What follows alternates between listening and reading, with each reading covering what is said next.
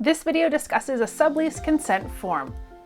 When entering into a sublease agreement, one must first distinguish that the agreement is for a sublease and not an assignment. A sublease agreement is between a tenant and a subtenant.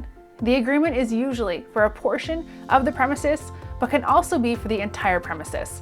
In a sublease, the tenant transfers his or her privity of estate only and not the privity of contract. This means that there are two separate contractual relationships, one between the tenant and the subtenant, and one between the tenant and the landlord.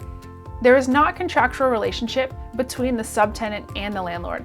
If the tenant has any issue with the premises, he must inform the tenant, who will then inform the landlord.